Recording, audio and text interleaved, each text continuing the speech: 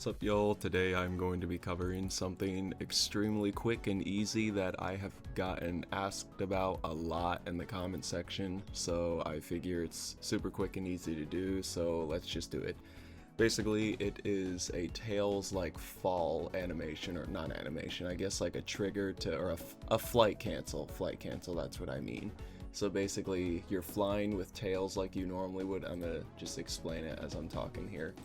So say you're Tails, you're flying as you normally would, but in the normal Sonic Classic games, you can't really cancel this. You need to wait till he falls down.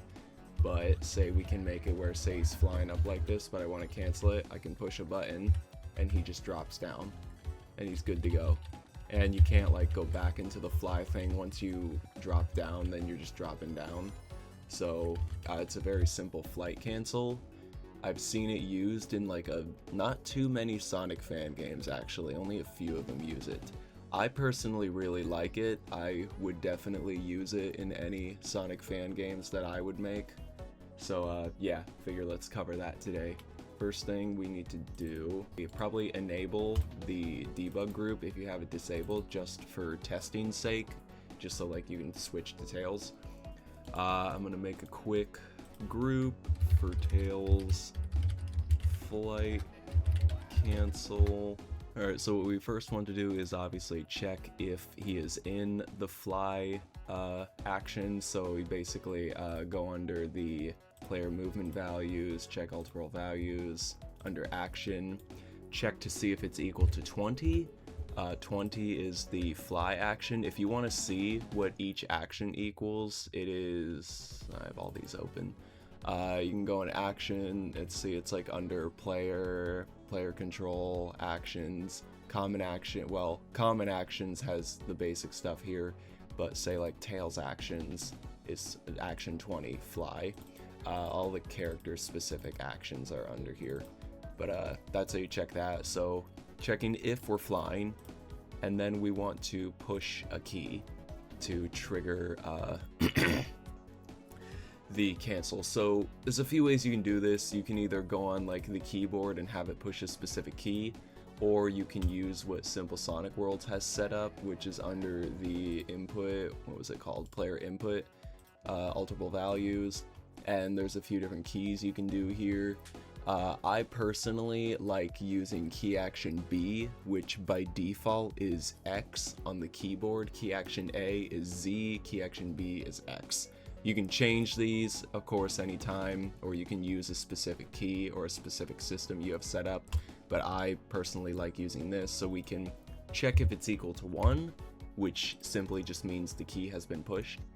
And what we want to do first is find this movement values object again. We want to set the action, where's it? Set action to be 1. What is action 1, you may ask? That is jump. So you may be wondering, why are we setting this to jump? Because if we're already up in the air, we're already off the ground, and you suddenly change the action to jump, it'll simply just act like as if you already pushed jump and you're just up in the air, and you'll just start falling right away. I'll show you right now what that looks like. So we need to switch to Tails, obviously, fly up for a little bit, I press X, and we simply fall down. And I mean, that's really it. You're kind of done. There's just one more like little bug that we do need to fix, which is, say when you're falling, you can get back into flight. So say I'm falling, I can go back into flight here, and I'm pretty sure this does reset his little tired timer. So if you keep doing this and like switch back and forth, you can fly infinitely, and he like won't get tired because it keeps resetting. So obviously we don't want that. So what there might have been a simpler way to do this, but how I did it is I just created a new value, an alterable value under the Tails skin. It might still be there. Let me see if it's still, because it's a global object. So I just went under Tails skin himself. Yeah, it's still here because it's a global object. So be aware, whatever you change about like this Tails right here is going to change in the rest of the frames because they're global. You can always disable that right here, but I'd recommend just keeping it that way. So say I made a new value of just fly cooldown after fall, and then what I'm going to do is under the skin here, I'm going to trigger that.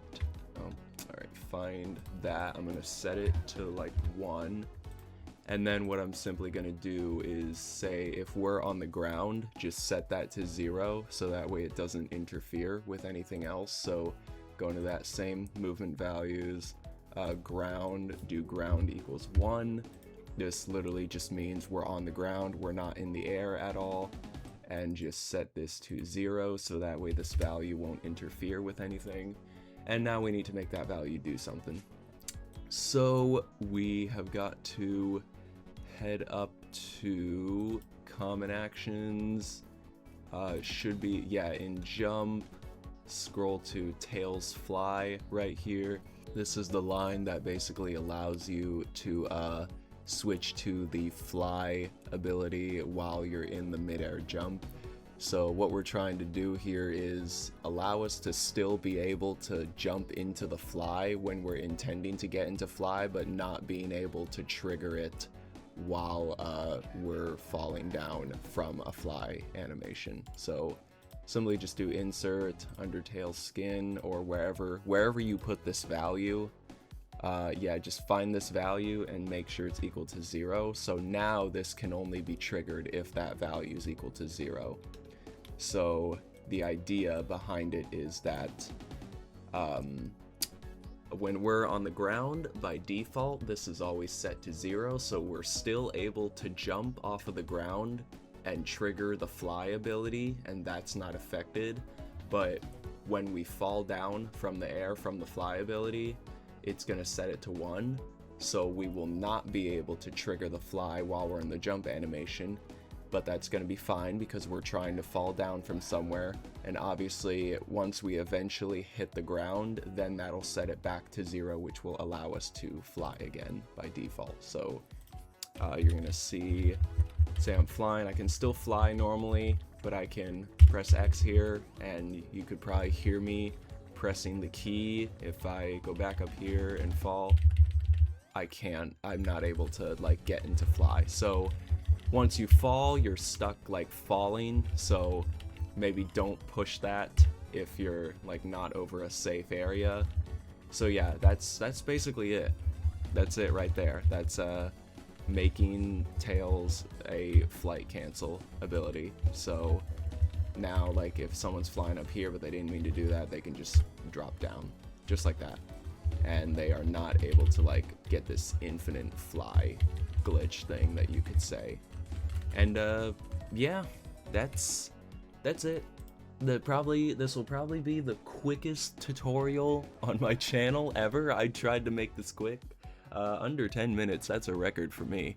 Thank you for watching. I am gonna try to upload some more like quick tutorials like these for simple things that people have asked for a while that are not that hard to do, like this. But yeah, always comment suggestions on things I can do. There are plenty of things like, say, Sonic 1 Special Stage, the Sonic CD time travel, or the Sonic Mania Plus partner system that I'm aware people want, and I just need to get around to doing those. So I'm already aware of those. You don't have to ask for those. But anything else you have in mind, feel free to drop a comment below. Of course, if you have any trouble with anything, drop a comment, I'll help you out. Something I just now remembered to mention that I never mention in my videos is subscribing, because I always forget. I just completely focus on the tutorial itself. So I guess now that I remember, I'll just ask please subscribe, because it helps me out. And if you want to stay updated on new tutorials coming out, new videos, then you could hit the bell as well. It's not required, of course, and you can always unsubscribe anytime. Let's see if I remember to say that at the end of every single video now, because I always forget. So I never usually ask for subscribers, but I appreciate the people who do. But yeah, thank you for watching, and I will see you all in the next tutorial. Goodbye.